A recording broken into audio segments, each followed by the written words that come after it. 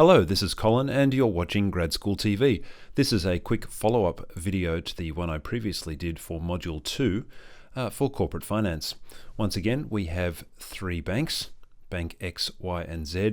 They're offering deals on a loan for $20,000, which you can see over here. These are the present values of $20,000. And the issue is, how do we find out which bank is offering the best deal? Well, as we said in the previous video, the best way to compare that is to look at the rate being offered, because the rate, the interest rate, is the only thing that really takes into account the time value of money. So getting some feedback from our lecturer, he suggested that I also have a look at the rate function, which is even similar to the trial and error function that we used in the PV formula, which is that one.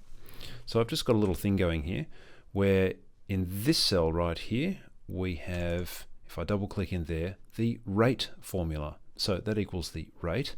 And what it's asking for is the number of periods, which is H11, which is this cell right here. Then the payment, which we are also given at $455.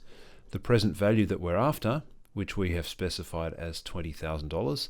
And Excel requires the little minus symbol there to make this work. And then you hit enter. And then you go, okay, that's just a shade over 1%. Well, that doesn't really sound right. Well, the thing you've got to remember, of course, and this is the trap that's easy to fall into, well, easy for me anyway, 1% is the monthly rate.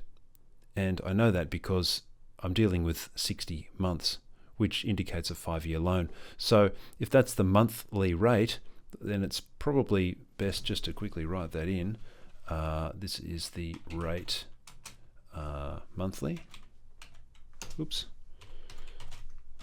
And then over here, I'll just type in rate per annum, which means that if I was to take that figure and just say equals that figure times 12, and then I get my 12.994% here, which is pretty much the same as 13%.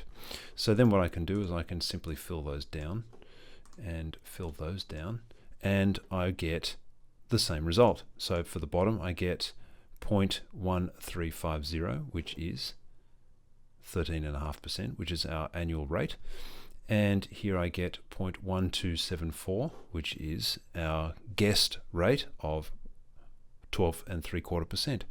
So there is, pardon me, basically the flip side of using the present value formula versus the rate formula to basically find out the same thing.